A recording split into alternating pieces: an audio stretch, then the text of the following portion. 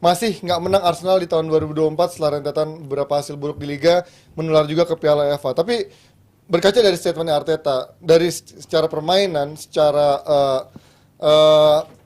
situasinya harusnya Arsenal bisa menang dengan cara bermain seperti itu. Tapi nyatanya mereka tidak bisa decisive, tidak bisa efektif, tidak bisa produktif. Lo harusnya puas dong. Maksudnya dari si permainan oke, hanya hasilnya nggak sejalan sama permainannya gitu, coach. Lo kan Iya, dan itu kan udah beberapa match terakhir. Betul. Waktu kalah lawan Aston, habis itu 1-0 Aston parkir bis. Ya. Lawan Fulham doang mereka layak kalah. Ya. Oke. Lawan West Ham banyak sekali peluang, dan kemarin pun demikian. Ini tim Kabupaten Inggris Utara ini nggak ada salah, nggak bisa apa-apa. Bahwa mereka menang, iya. Murni karena mereka lebih efektif. 1 gol bunuh diri, mereka lupa itu. Kalau gol pertama nggak keluar, gol kedua nggak akan jadi karena semua pemain Arsenal ke depan, baru dapat counter. Lihat berapa peluang, terutama di babak kedua mungkin agak imbang lah. Babak pertama nggak bisa apa-apa ini tim. Dan itu kan gue udah bilang di sini atau di talk show lain, gue lupa lah. Pokoknya gue udah pernah bilang, ini Liverpool nggak ada salah, ini penting banget. Oh ya di sini karena gue bantah Haryo bilang masalah gol assist. No, bukan masalah gol assist. Tapi leadershipnya, ngangkat timnya, buka ruang, cari kombinasi, inisiatif itu dari Salah. Dan kemarin kelihatan pada saat mereka pegang bola, ujungnya apa? Crossing. Dan sangat kelihatan bahwa lu mau sampai kapan seperti ini. Kalau dibilang Liverpool layak menang karena efektif, gue setuju. Tapi itu doang. Dari sisi permainan, nggak kemana-mana lu, tanpa Salah. Oke? Nggak cuma Salah, coach. Ada VVD, nggak ada Robo juga, Robertson kan. VVD nggak begitu pengaruh karena defense-nya belakang kemarin cukup bagus. Oke? Dan lucknya besar sih kemarin menurut gue juga. Lucknya gede. Karena efektivitasnya yang jelek menurut gue, Saka, Nelson. Arsenal pada saat sebelum rentetan, sebelum 7-8 pertandingan ini, itu ngandelin terutama Saka sama Odegaard. Saka semenjak rambutnya dicet, kayaknya chemical kena otaknya, itu drop. Kayak Rashford, sama lah. Kayak Rashford, drop. Artinya sistemnya udah berjalan. Gue nggak pernah kritik Arteta juga dengan sistemnya.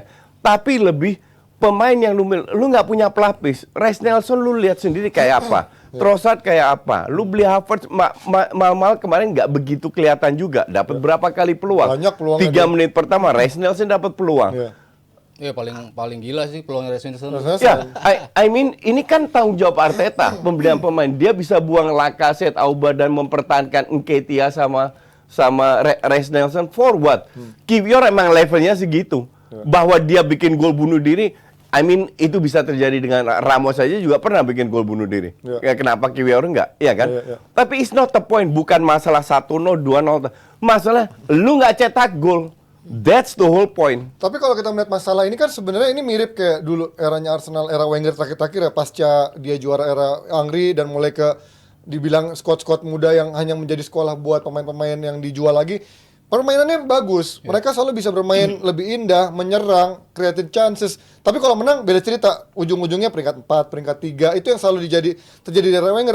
Apakah sekarang itu Mas, masalah mentalitas, memang tidak ada pemain yang memang cukup matang di sana untuk punya kualitas di sana yang untuk membawa Arsenal to the next level. Ini kan pemain-pemain muda yang memang secara umur mungkin udah mulai matang, tapi kualitasnya mungkin belum mencapai world class untuk mengangkat Arsenal to the next level. Menurut lu gimana? Iya, murni sebetulnya di final third itu yang jadi masalah utama dari Arsenal. Building nggak ada masalah.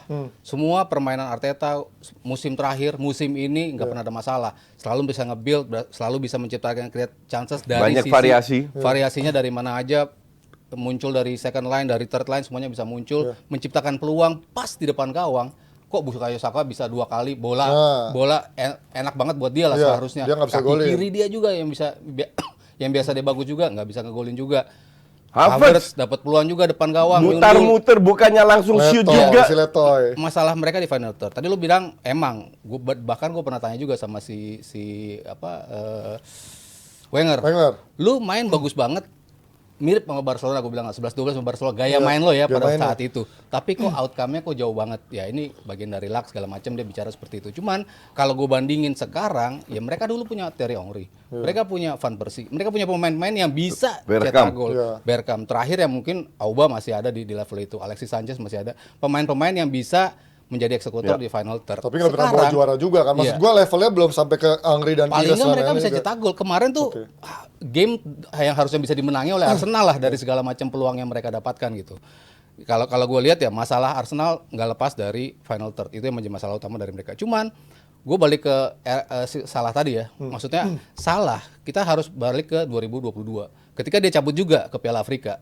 Salah sama Mane, dua-duanya main di final.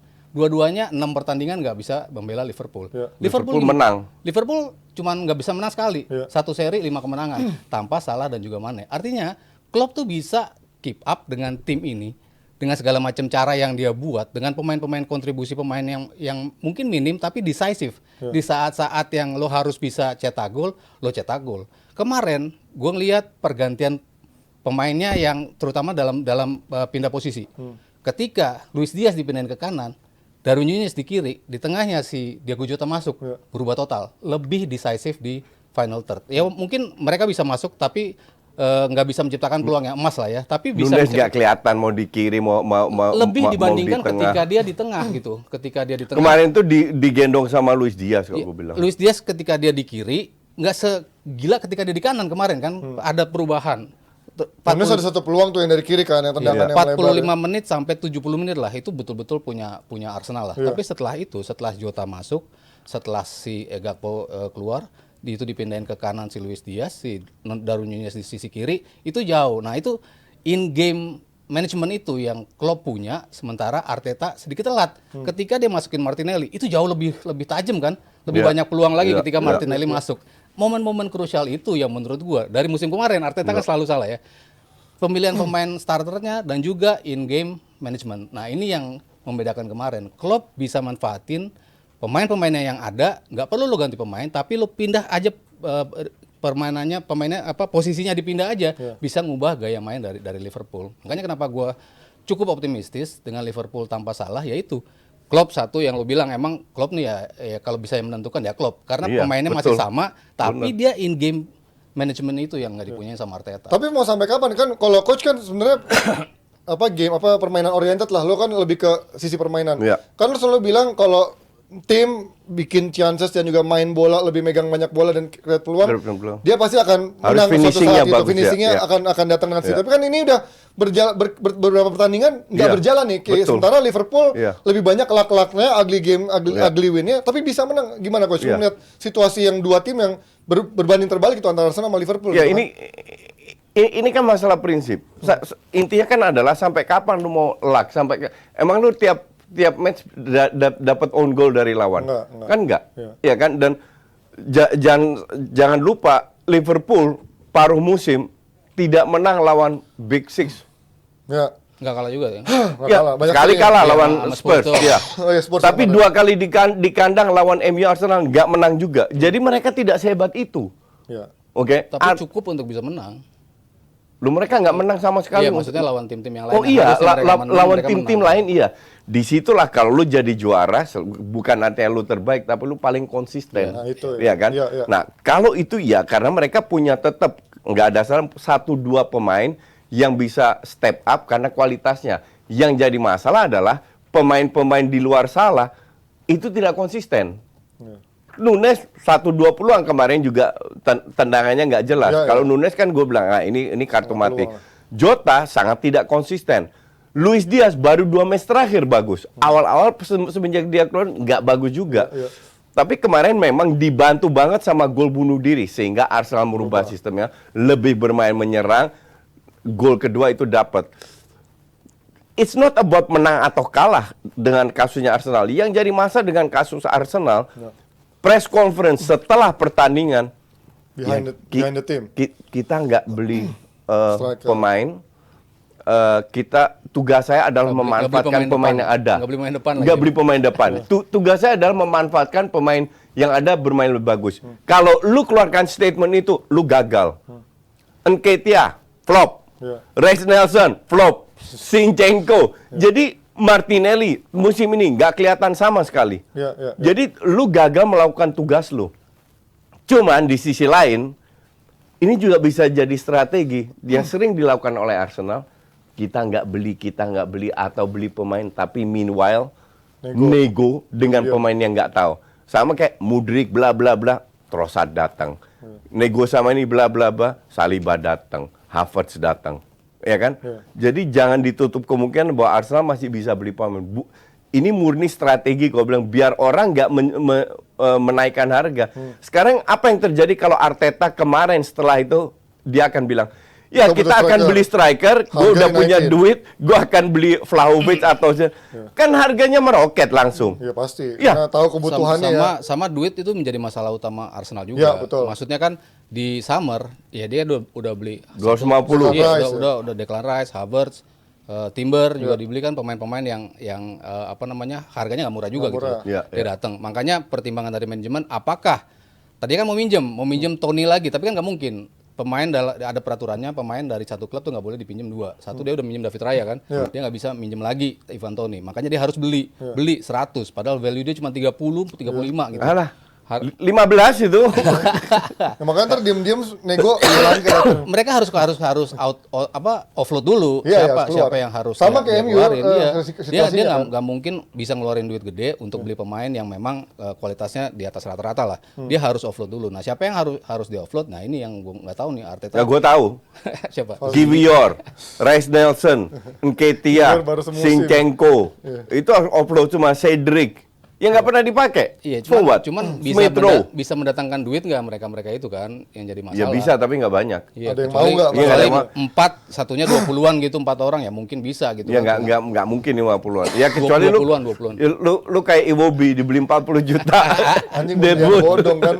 Nah ini kalau ngomongin itu soal pembelian kan ini artinya Arteta yakin dengan skuadnya dan gue merasa dia tuh kayak punya standar sendiri untuk memilih pemain kan karena gue nggak yakin. Enggak, Ji.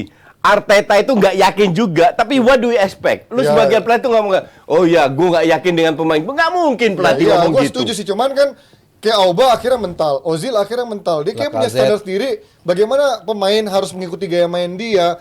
Terus juga kayak up dengan sistem media kan kayaknya nggak semua pemain juga bisa ini kan artinya cukup tricky gitu untuk Tapi bisa. kan berhasil Iya, berhasil maksudnya? permainannya. Ya iya maksud dengan gua kan, pemain yang dia makanya menurut pilih. gue dia percaya dengan skuad yang ada karena skuad ini bisa mengikuti sistem Iya. dia walaupun nggak produktif itu Nggak- permasalahannya. nggak- Nah itu dia dan nggak usah pandit apa. Gue rasa tiang listrik depan sentra pancornya juga tahu bahwa Arsenal butuh butuh striker. Itu yang Tiang listrik. Ngerti nggak? Tiang listrik aja tahu bahwa Arsenal butuh striker. Nggak usah.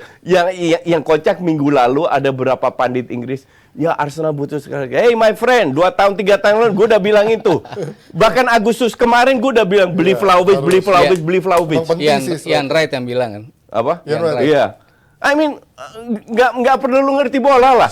Bahwa Sebetulnya kan tim ini itu kan tim musim kemarin bahkan ada additional player Iya, juga. iya, Nah, iya. itu gue rasa lebih ke faktor psikologis sih bagi Arsenal ya. Maksudnya how come tim yang ke musim kemarin tampil begitu konsisten di sepertiga pertandingan, di sepertiga terakhir bisa begitu klinikal, tapi kok musim ini nggak bisa. Lu tahu jawabannya apa? Karena kualitas pemain Arsenal itu mediocre.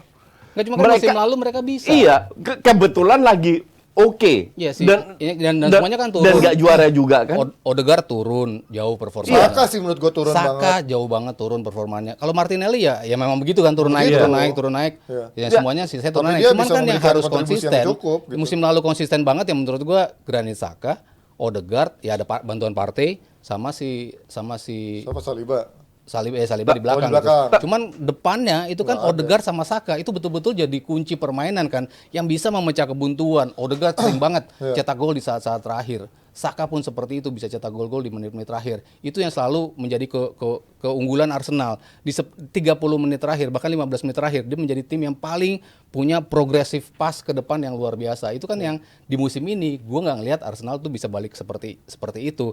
Dan itu gue rasa Arteta juga mikir kenapa tim gue yang kemarin Terlalu bisa tajam melakukan banget. itu, kok sekarang nggak bisa? Sih gue lebih ke faktor psikologis. Ditambah lagi sekarang 1 kemenangan dalam 7 pertandingan. Itu yang makin membuat mereka nggak pede gitu mau ngapain. Odegaard juga bingung ketika masuk, harus gue oper, harus enggak, aku jatuh aja. Sering banget kayak gitu kan.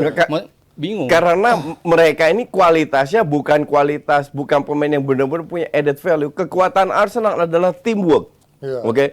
Liverpool punya Salah. Liverpool punya Van Dijk, punya Alisson, 3 pemain yang punya peran penting. Tapi dengan 3 pemain ini mereka jangan lupa tahun lalu itu rank 5 loh. Iya. UEL. Tolong fans Liverpool jangan lupa bahwa lu main di UEL Liga Malam Jumat. Iya, lagi jelek musim Iya. lalu. Nah, artinya mereka pun juga manusia juga bisa mengalami penurunan. Nah, ini yang terjadi sama Arsenal sekarang. Maka dari gue bilang, kalau lu punya duit nggak terlalu banyak, play smart, beli pemain yang bagus. Sampai gue baca interview sama Edu, ya kita kerjasama dengan perusahaan yang mengandalkan data. Lu beli pemain lewat data, selesai. Udah, makanya dua orang ini harus dipecat.